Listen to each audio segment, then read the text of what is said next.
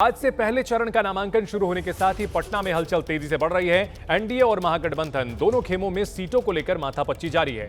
एक तरफ जहां एनडीए में चिराग और जीतन राम मांझी अपनी मांगों पर अड़े हैं, वहीं बीजेपी और उपेंद्र कुशवाहा के बीच सीट शेयरिंग पर फाइनल मोहर लगने की खबर है। सूत्रों के माने तो 6 सीटों पर उपेंद्र कुशवाहा की पार्टी चुनाव लड़ सकती है। वहीं दूसरी तरफ आरजेडी की संसदीय बोर्ड की बैठक होने वाली है। खबर है कि 44 सीटों पर संभावित आरजेडी उम्मीदवारों की लिस्ट तैयार है। आज बैठक में फाइनल मोहर लगने के बाद जल्द ऐलान हो सकता है। वहीं इस चुनावी खींचतान के बीच पूर्णिया के सांसद पप्पू यादव पैसे बांटने के चक्कर में फंसते नजर आ रहे हैं। चुनाव आयोग ने आचार संहिता उल्लंघन के मामले में उन पर केस दर्ज कर लिया है। और बड़ी खबर आ रही है, एनडीए में सीट बंटवारे से जुड़ी हुई करीब 1 घंटे तक चली है चिराग पासवान और नित्यानंद राय की मुलाकात। बैठक के बाद बोले एलजेपीआर के अध्यक्ष चिराग पासवान, जल्द होगी सीटों की घोषणा। अंतिम दौर में है बातचीत, सकारात्मक रही है मुलाकात। साथ साथ चिराग पासवान का अहम बयान, जहां मेरे पीएम है वहां मुझे सम्मान की चिंता नहीं है। तो एक बार फिर से मेरे प्रधानमंत्री वाला जो राग है वो चिराग पासवान के मुंह से सुनाई पड़ने लगा है। और ऐसे में उम्मीद जताई जा रही है कि अब चिराग के रुख में नरमी देखने को मिल सकती है, क्योंकि पिछले कुछ दिनों से चिराग पासवान के बारे में यही जानकारी मिल रही थी कि वे 36 से 40 सीट पर अड़े हुए हैं और उन्हें मनाने की तमाम कोशिशें अब तक नाकाम रही थी। लेकिन नित्यानंद राय लगातार दूसरे दिन उनसे मुलाकात करने के बाद आज मीडिया के सामने आए हैं। मैं जानता हूं कि आप सब सिर्फ घोषणा का इंतजार कर रहे हैं, वो भी जल्द हो जाएगी। पर इतना मैं जरूर कहूंगा कि बातचीत बहुत अच्छे से, बहुत बढ़िया से, कल जैसा आदरणीय नित्यानंद जी ने कहा, सकारात्मक, बहुत ही सकारात्मक रूप से बातचीत हुई है, हो रही है। और अभी अंतिम दौर में अब ये बातचीत पहुंच चुकी है। मुझे लगता है जिस घोषणा का इंतज़ार आप सब कर रहे हैं कि कौन कहाँ कितनी, हम लोग हर एक माइन्यूट जितने भी डिटेलिंग्स हैं, हर चीज़ को हम लोग पहले ही डिस्कस कर लेना चाहते हैं, ताकि बाद में गठबंधन के भीतर किसी भी चीज़ को लेकर, सीटों को लेकर, प्रत्याशियों को लेकर, कहाँ पे कौन कैसे प्रचार करेगा, कैसे, हर चीज़ को विस्तार से हम लोग चर्चा करना चाहते हैं, जो कि बहुत अच्छे से हुई है, हो रही है। और मुझे लगता है बहुत जल्द आप सबके सामने प्रभु, जहाँ पे मेरे प्रधानमंत्री हैं वहाँ पे कम से कम मुझे अपने सम्मान की चिंता करने की जरूरत नहीं है। चलिए, भारत सरकार के कैबिनेट मंत्री श्री चिराग पासवान जी ने आपको बहुत स्पष्ट शब्दों में कहा है और बिहार में एनडीए की सरकार बनाने की उनकी मन की जो योजना है उस पर बहुत विस्तृत से आपको बताया। धन्यवाद। और इस बड़ी खबर पर पवन गौड़ हमारे सहयोगी हमारे साथ जुड़ चुके हैं। पवन, बॉडी लैंग्वेज और आज जो रुख में नरमी नजर आ रही है, क्या लगता है बात बन गई है? देखिए चंदन, जाहिर तौर से दो जिनके बयान है चिराग पासवान के, एक कल का बयान और एक आज का बयान, दोनों बयानों में देखेंगे तो आपको बहुत अंतर दिखाई देगा। कल जब चिराग पासवान अपने घर से निकल रहे थे तो उन्होंने कहा था कि जब तक मैं केंद्र सरकार में मंत्री हूं तब तक मेरे पास जिम्मेदारी है अपने मंत्रालय की, मैं वही जा रहा हूं। यानी कि उन्होंने एक संकेत दिया था कहीं ना कहीं वो नाराज हैं और जब तक मंत्री हैं तब तक अपनी जिम्मेदारी निभाएंगे। तो एक संकेत कल उन्होंने दिया था और आज उनका बयान जब सुना तो उन्होंने कहा जिस घोषणा का आप इंतजार कर रहे हैं वो बहुत जल्दी हो जाएगी।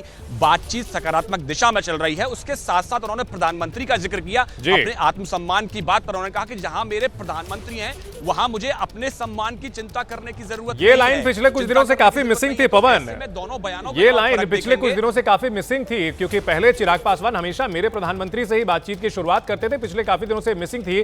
तो अब मेरे प्रधानमंत्री का जिक्र उन्होंने कर दिया है कि सम्मान की चिंता नहीं है। सीटों को लेकर के कोई संकेत मिल रहा है क्या कि कितनी सीटों पर बात बन सकती है? देखिए अभी तक जिस तरह से बातचीत जो है वो अंतिम दौर में है। हालांकि जिस तरह से पहले चिराग पासवान जो अपने 40 से ज्यादा सीटों की डिमांड कर रहे थे, वहां से चिराग पासवान भी जो है वो नीचे आए हैं और कहीं ना कहीं चिराग पासवान और बीजेपी के अंदर अब सीट के नंबर को लेकर बहुत ज्यादा फर्क रहा नहीं है। सूत्रों के हवाले से खबर यही है, लेकिन कुछ सीटें जो ऐसी हैं जो चिराग पासवान अपने लिए मांग रहे हैं, अपनी मतलब पार्टी के लिए मांग रहे हैं। ऐसे में उन पर बीजेपी या जेडीयू के सिटिंग विधायक हैं, उनसे उनको बीजेपी या जेडीयू को वो अपनी सिटिंग विधायक छुड़वाने पड़ेंगे। तो ऐसे में उन सब सीटों पर लेकर, कुछ सीटों पर रहकर चर्चा फंसी रह गई है, जो कि बहुत जल्दी ही संभवतः आज शाम तक या कल तक वो सारी चीजें एकदम क्लियर हो जाएंगी। हमारे साथ बने रहिए। चिराग पासवान और नित्यानंद राय की बातचीत पर सूत्रों से बड़ी खबर आ रही है। जिताऊ सीटों पर चिराग पासवान का दावा है। सूत्रों के हवाले से यह दावा है, संख्या से ज्यादा जिताऊ सीटें चाहते हैं चिराग। ये सूत्रों के हवाले से खबर आ रही है। अपने सर्वे के हिसाब से चिराग पासवान सीटें चाहते हैं। आज भी 1 घंटे की बातचीत में यह मुद्दा उठा है और सूत्रों के मुताबिक चिराग अपने उम्मीदवार ऐसी सीटों पर उतारना चाहते हैं जहां पर जीतने की संभावना बेहतर हो। चिराग चाहते हैं कि उनको वो सीटें दी जाएं जहां पर उनके उम्मीदवार बेहतर प्रदर्शन कर सकें। चिराग ने बाकायदा इसके लिए सर्वे कराया हुआ है और यही वजह है कि चिराग पासवान और बीजेपी के बीच अभी भी बात फाइनल नहीं हो पाई है। बीते 24 घंटे में चिराग और बीजेपी दिग्गजों के बीच 4 राउंड की मुलाकात हो चुकी है। नित्यानंद राय और बिहार बीजेपी के चुनाव प्रचारी प्रभारी धर्मेंद्र प्रधान लगातार चिराग पासवान से चर्चा कर रहे हैं। कल 3 मुलाकात हुई थी। नित्यानंद राय चिराग और उनकी मां से मिले थे। उसके बाद भी धर्मेंद्र प्रधान भी चिराग से मिलने पहुंचे थे और आज भी लगभग 1 घंटे तक बातचीत चली है। चिराग पासवान ने पीएम मोदी के होते हुए सम्मान मिलने की बात कही है और ऐसे में यह माना जा रहा है कि जल्द ही 13 अक्टूबर तक एनडीए की पहली लिस्ट आ सकती है। और एक और बड़ी खबर आ रही है बिहार से, जहां आरजेडी के भीतर भी सीटों को लेकर सिर्फ फुटअव्वल देखने को मिल रही है। राबड़ी आवास पर टिकट के दावेदारों का धरना प्रदर्शन देखने को मिला है। टिकट के लिए आरजेडी के विधायक सरोज यादव धरना दे रहे हैं। लालू और तेजस्वी पर आरजेडी नेता सरोज यादव ने आरोप लगाया है और कहा कि साजिशन मेरा टिकट काटने की कोशिश हो रही है। बाहरी को टिकट दिया तो निर्दलीय चुनाव लड़ूंगा, सरोज यादव ने यह दावा किया है। साथ ही साथ उन्होंने यह भी शिकायत की है कि लालू प्रसाद और तेजस्वी यादव से संपर्क नहीं हो पा रहा है। दरअसल सरोज यादव बड़हरा से आरजेडी के पूर्व विधायक हैं और सीट चाहते हैं दोबारा 2025 में, लेकिन नहीं मिली।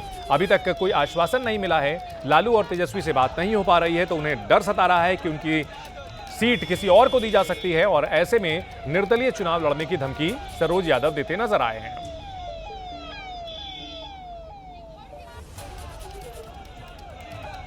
तो जैसे ही चुनाव के नामांकन की तारीख आज से शुरू हो चुकी है और ऐसे में अब जो वहां पे उम्मीदवार हैं, संभावित उम्मीदवार हैं, आस लगाए बैठे नेता हैं, वे अपनी शिकायत भी दर्ज करा रहे हैं अलग अलग तरीके से।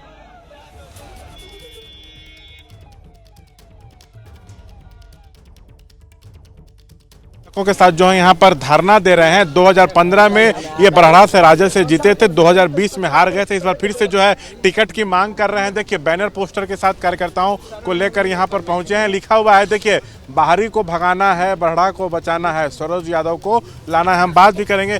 सरोज जी, क्या इस बार आपका टिकट कट रहा है? देखिए, अभी तक एक बात बताइए, 6 माह से हम अपने नेता को कॉल मैसेज सब कर रहे हैं, मेरा कोई रिप्लाई नहीं, कोई जवाब नहीं। तो इससे क्या समझा जाए कि सरोज यादव कहाँ है? दूसरी बात है कि वहाँ पे कुछ बालू माफिया मिल करके यहाँ एक लॉबी बना करके मेरा टिकट कटवाने का प्रयास कर रहे हैं, जो कि हमने गरीबों के मसीहा आदरणीय श्री लालू यादव के आशीर्वाद से 2015 में आज़ादी के बाद पहली बार एक पिछड़ा का बेटा वहाँ चुनाव लड़ा और चुनाव 13,000 से चुनाव जीता।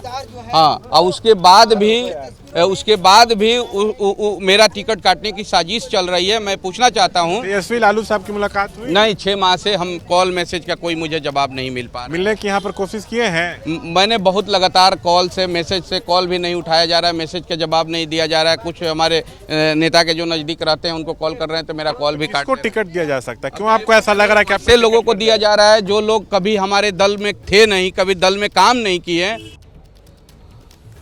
तो देखिए, एक तरफ जहां आरजेडी में टिकट के दावेदार एडी चोटी का जोर लगा रहे हैं, वहीं खबर यह भी आ रही है कि आरजेडी ने 44 सीटों पर संभावित उम्मीदवारों की पहली लिस्ट तैयार कर ली है, जिस पर आज संसदीय बोर्ड की बैठक में अंतिम मुहर लग सकती है। इसमें मनेर से भाई वीरेंद्र, हिलसा से शक्ति यादव, फतुहा से रामानंद यादव, एकमा से श्रीकांत यादव, सिवान से अवध बिहारी चौधरी, रघुनाथपुर से ओसामा साहब, कांटी से इजराइल मंसूरी, दरभंगा ग्रामीण से ललित यादव, बोधगया से कुमार सरजीत, इमामगंज से उदय नारायण चौधरी, जमुई से विजय प्रकाश, गोह से भीम सिंह, हायाघाट से भोला यादव, मोयुद्दीन नगर एजिया यादव, चकाई से सावित्री देवी, सुरसंड से सैयद अबू दोजाना, तेजस्वी यादव राघोपुर और फुलपरास 2 सीटों से उतर सकते हैं, जबकि पातेपुर से शिवचंद्र राम को उतारा जा सकता है। वहीं मढ़ौरा से जितेंद्र कुमार राय का लिस्ट में नाम हो सकता है, ये जानकारी मिल रही है।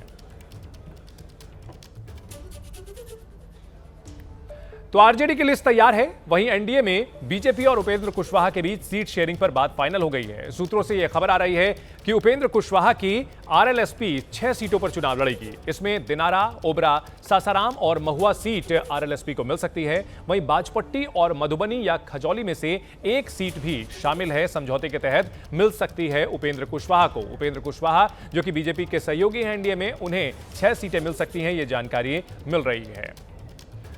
तो जाहिर सी बात है कि बिहार में गठबंधन के जो सहयोगी हैं उन्हें एक साथ लाने के लिए कवायद अब जो है काफी तेज हो चुकी है, क्योंकि नामांकन का सिलसिला शुरू हो चुका है और बीजेपी के लिए, एनडीए के लिए बड़ी राहत है कि कुशवाहा के साथ डील फाइनल हो चुकी है। 6 सीटों पर लड़ेंगे उपेंद्र कुशवाहा, ऐसी जानकारी मिल रही है। और चिराग पासवान को लेकर के भी लगातार अब ये अच्छी बात निकल करके सामने आ रही है कि मान सकते हैं चिराग पासवान